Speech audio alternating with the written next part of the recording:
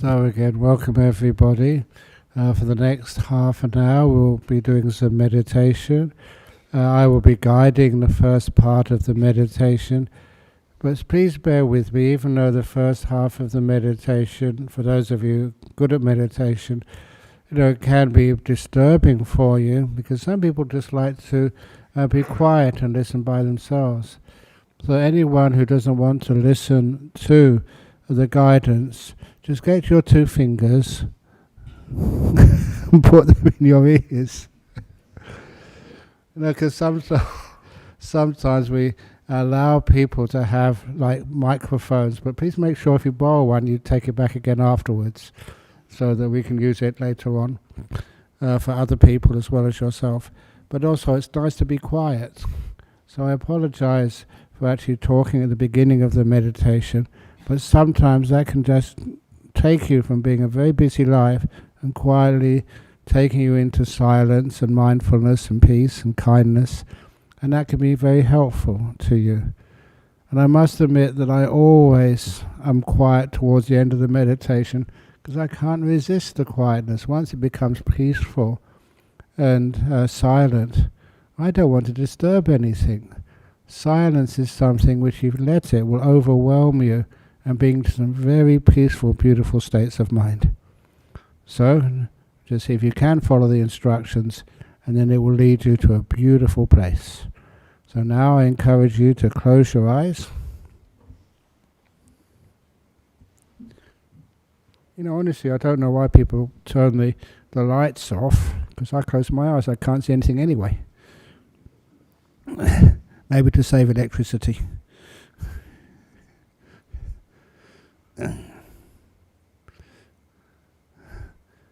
So you close your eyes. And the reason I close my eyes is because I can become more aware, especially of my bodily feelings, because my job at the beginning is to calm everything down. And I wish I had like earlids, so I didn't need to hear anything. I had feeling lids for my body, so I can just turn it off and just become really quiet. We're just accessing our sixth sense, the mind. It's as simple as that. But in order to do that, because we're not used to it and we're a bit afraid, if we don't listen, we don't feel what's going to happen to us. So we do it very slowly. So first of all, I become aware of my own body. Of course, awareness, mindfulness is a very common word these days. And that always means to me, when things are used so much, that people misunderstand what they really are. So in order to feel what mindfulness is, I ask you at the very beginning, ask your feet. How are you, feet? And as soon as I ask that question, it's like, asking Ksenia, our president, how are you today? And she gives me an answer. And you can tell by the words of the answer and the tone of the answer and her body language exactly, how well she is. When I ask my feet, how are you? I don't need to hide anything. So I know. And over the years, I get to know how my feet feel so well. I'm mindful of them. And to make it that a little bit more interesting, we add this kindness, what we call kindfulness, on my own feet. If I'm kindful, I'm not just aware how they feel, I'm making sure they do feel comfortable. I care for them.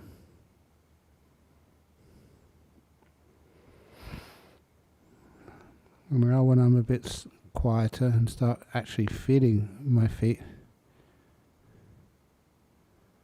and I'm kind to them, then I can actually notice my feet relax. Sometimes I meet many people, and sometimes I just look at them, kind to them, and hopefully I can feel them relax. Too many people are tense.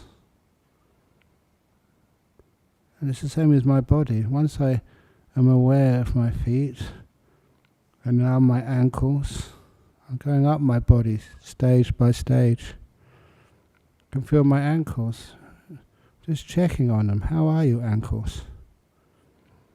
It's an ordinary way of creating mindfulness, connecting, being aware of how these parts of my body feel. And the kindness serves the object of making them all relax and feel healthy and well. And I've used that even if there's an injury somewhere. I'm just aware and kind, and it gets relaxed and heals. Don't have many injuries down there. My ankles feel fine, so I go up my lower legs, and my calf muscles, the skin I'm very aware of. And anything else which I can feel in that area, between my ankles and knees of both legs. And it's amazing, I can always find something I can relax a little bit more.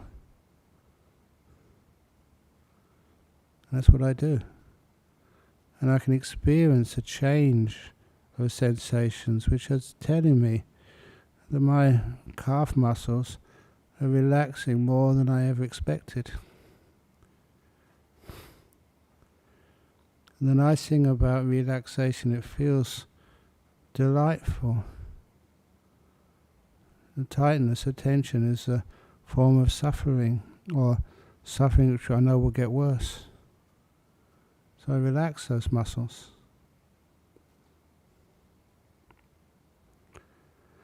And I go up to my knees. My knees feel fine at first, but then I stay with awareness of my knees. I don't just pass them by assuming they're okay. I just ask them, knees, left knee, right knee, how are you? Just like, your family.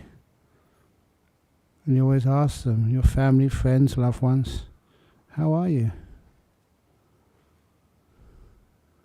And I listen for the answer. And you get to be very aware of the different feelings and sensations in that part of your own body. And once you're aware of what's going on, you can understand as how things can be relaxed, made healthy and peaceful.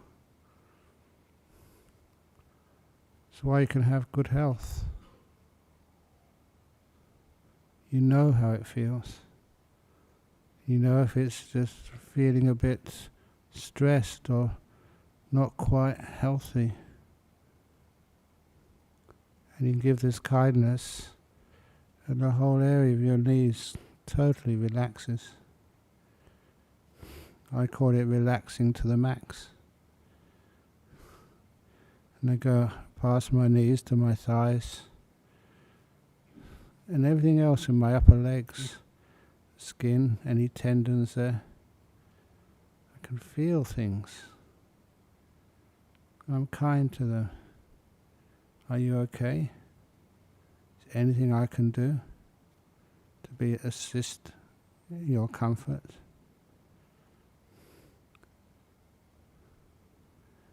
And here I don't follow rules like what other people say in books. I actually feel the reality of this moment, and I adapt accordingly. If I need to scratch something, I will scratch it until my whole legs, from both sides, top to bottom, feel cared for,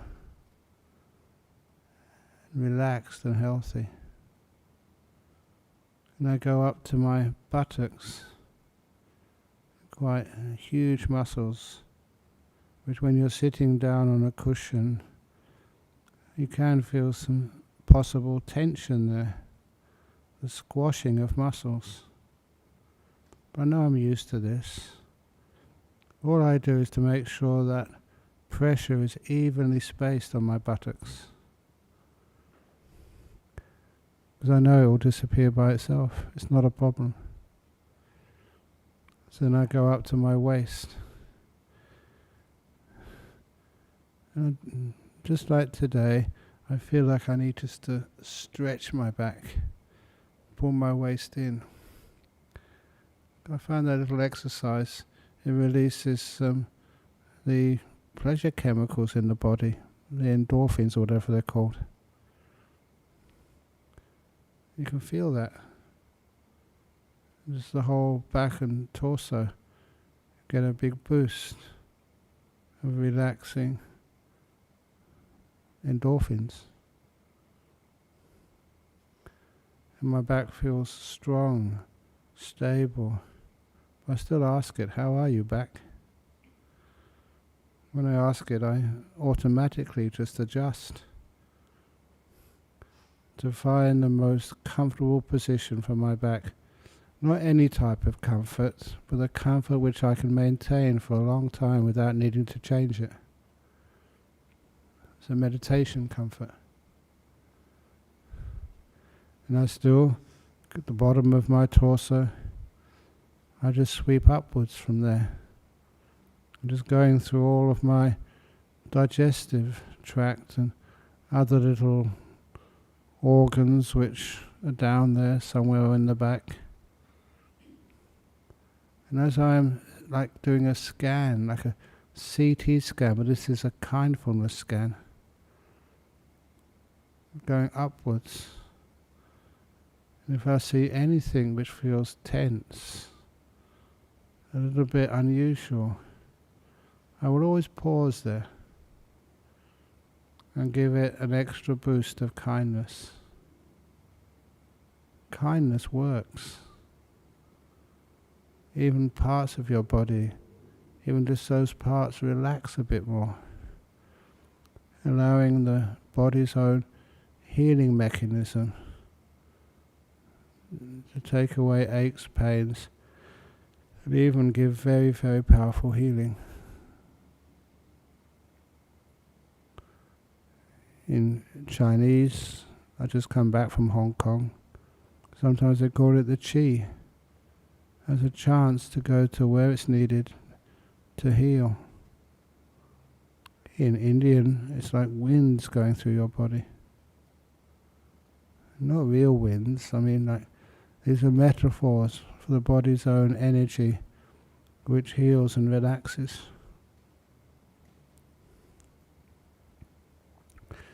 Eventually I go up my digestive tract to my stomach.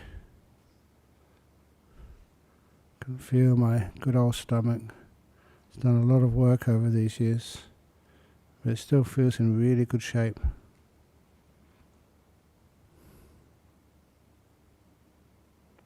And up from my stomach, get to my lungs.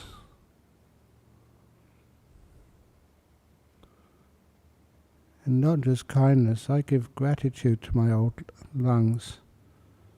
All these years, making sure I get a good supply of oxygen, take care of any waste products. I can feel my lungs now.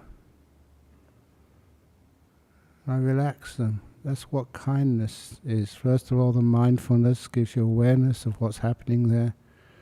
And the kindness allows everything to be at ease. It doesn't need to become tense, stiff, and kind of show off or prove something. You're loved for who you are.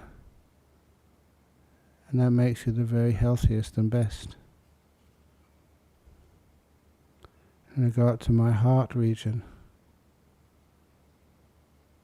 You don't have to be specific and say, is this really my heart region or what is it? Just somewhere around there as you're moving upwards in your body with your awareness.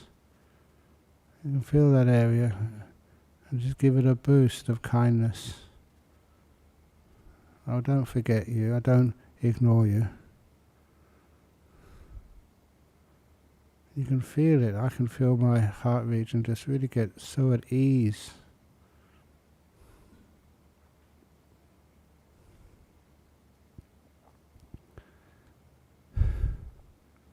And then from there, go up to my shoulders.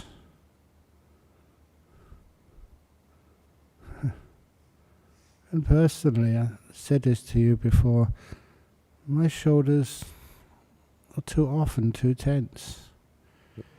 So now I've got to relax those shoulders out of kindness. So how I do that, it's a lovely method. I scrunch the shoulders up first of all. Scrunch them up as tight as possible. And then, really aware, I let go. And then the shoulders just relax. Always to a deeper sense of comfort than when I started. And it's also I like teaching that because it shows you what letting go actually is. You stop controlling things, you let things be, you put them down, you don't attach. You don't go in control mode anymore. You let it go. And you find it's just so much easier and comfortable and more delightful and more peaceful. And I go down my arms, just past my elbows. Nothing much going on down there. Past my lower arms and wrists to my hands. I'm always interested with my hands that I ask my fingers where they want to be. I don't tell them. And I got my fingers now in what is actually a very common meditation posture. The right hand gently on the left hand with the thumbs slightly touching. I've done that for so many years now that is my most comfortable meditation posture for my hands. Not always though.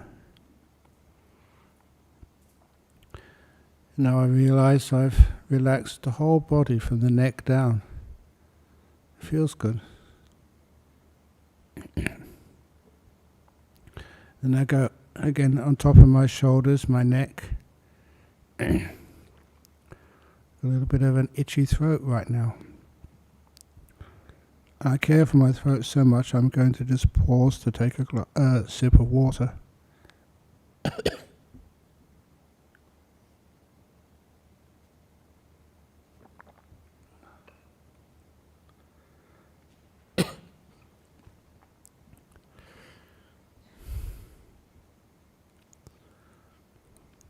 Please care for your body. Just trying to sort of hold things back, just make things more tense.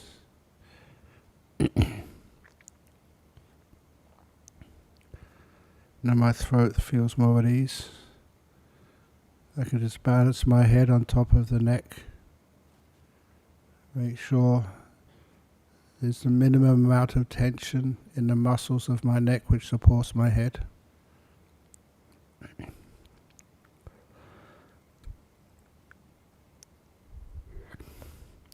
And then I go to my head itself, especially the face. Being aware of the muscles around the eyes, around the mouth and the nose. Because this is muscles which are quite sensitive, I can feel them. Even without touching them, I just know how they are experiencing right now. And after a while I can feel tension around the eyes. So I've learned how to relax that tension. Learn how to relax the nose and the mouth.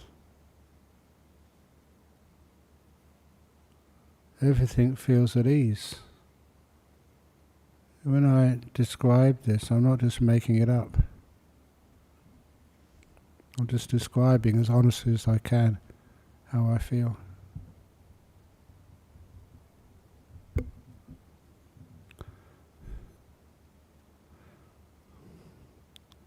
I'm aware of the whole body sitting here, relaxed to the max.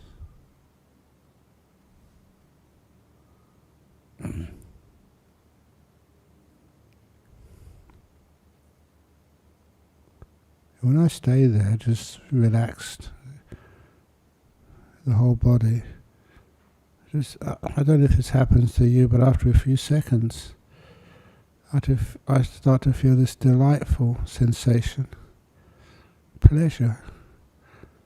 And I notice that, and soon it gets deeper, and my relaxation gets deeper. It's a great insight to know that when you're doing things according to not wanting but relaxing, the delight comes up, and it's very joyful. It's nice to relax. And that's again one of the reasons why you have good health.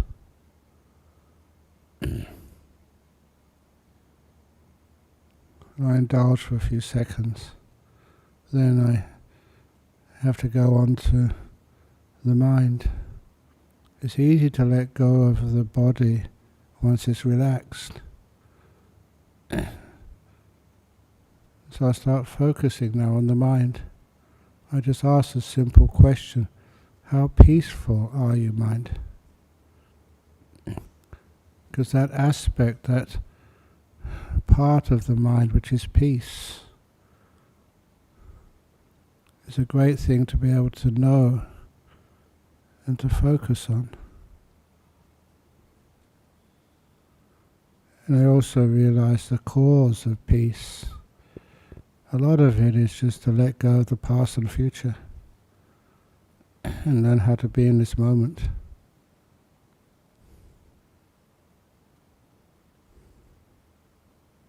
With kindness.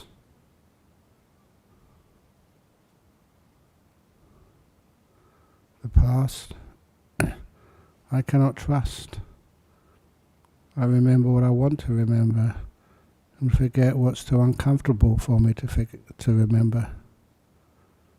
And I learn much more from the present. Right now is where the action is, and the peace. And also right now is where my future is being made. So I stay here.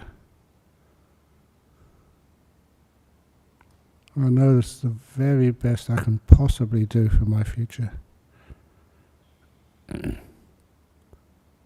also feels good to be present. It's even deeper relaxation, but now it's relaxation of my mind, my sixth sense. It gets peaceful. And this is where the point comes where silence starts to come in. When I'm silent, it's almost like too difficult to speak. So I will be silent now for a few moments. I won't speak until the meditation is about to end.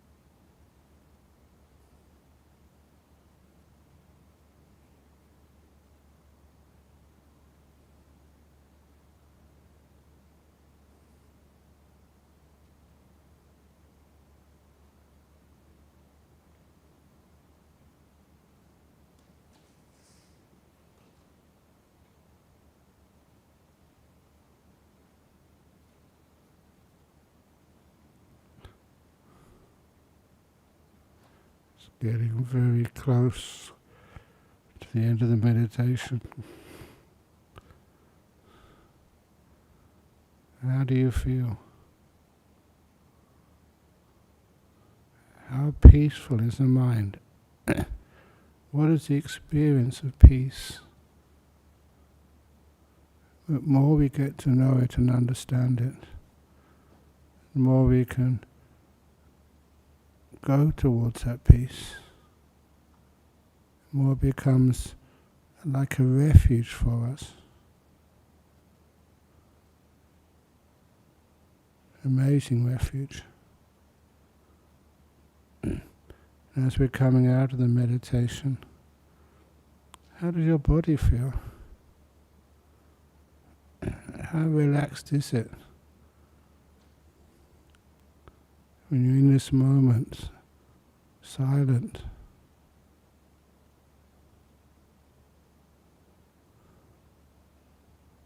You're so gorgeously relaxed. I'm now going to ring the gong 3 times as usual. When the gong finishes sounding for that 3rd time, please open your eyes to come out of the meditation.